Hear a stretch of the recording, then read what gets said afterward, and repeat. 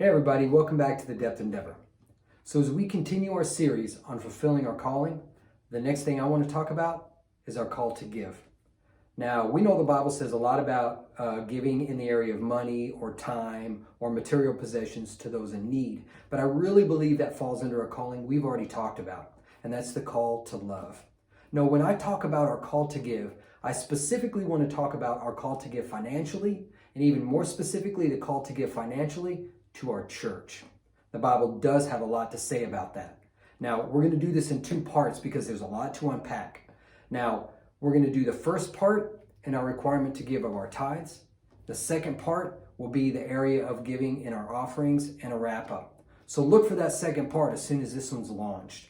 Now, I'll go back as promised and let's talk about what the Bible says about tithing. Now, the word tithe, it's a Hebrew word. It's from the Old Testament. Now, the Old Testament, the entire Old Testament was written in Hebrew, but this word just basically survived into the English translations, right? So it basically means tenth, and it refers to us giving a tenth of all we have into the storehouse. And the storehouse is basically your home church. So I'm going to take you to a passage in Malachi. This is chapter 3. Malachi is the last book of the Old Testament. And basically God's talking to the people and he's telling them that they're cheating him. And they say, how are we cheating you? And he says, you're cheating me because you're not bringing your tithes and offerings into the storehouse. You're not bringing your tithes to the church. He says, you need to bring your entire tithe into the storehouse. And if you do, I will pour out a blessing on you that you can't even contain. First of all, he gives a promise. And then he tells them, test me in this. This is one of the rare places where the Lord tells them in the Bible to test him in a promise. But that's what he's doing. He's saying if you bring your tithes, man, your crops will be protected. The insects, the pests will never touch them. The grapes will not fall from your vines. Basically saying you bring a tenth to me and you will still have more to keep for yourself than you would have if you never brought me a tenth in the first place. Because he says when you don't bring the tenth, you fall under your own curse. And the devourer can touch your crops, can touch your fruit, and you'll end up with less than you would have had if you'd have brought me the tenth. Now, there's 3 key points to keep in mind here.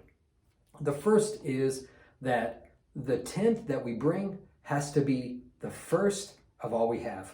It can't be, well, we work out the budget, and if we have 10% left over, then we're going to bring that to church. No, your tithe needs to be the very first thing that goes out from everything you have. The second thing is that his promise is based on the work of our hands. This isn't just, hey, we can just write God an IOU, and as soon as we give, he's going to pour out 100 times on us. No, he's telling us here that the work of our hands will be protected. We still have responsibilities in this, and we still have to put our hands to the plow, so to speak. And the third thing is your storehouse is your home church. You can't just arbitrarily give into any area that you feel like charity or to missions and expect that that's your tithe. That is not your tithe. Your tithe is a specific portion off the top of everything you have. And I will clarify that in this next part when we talk about offering.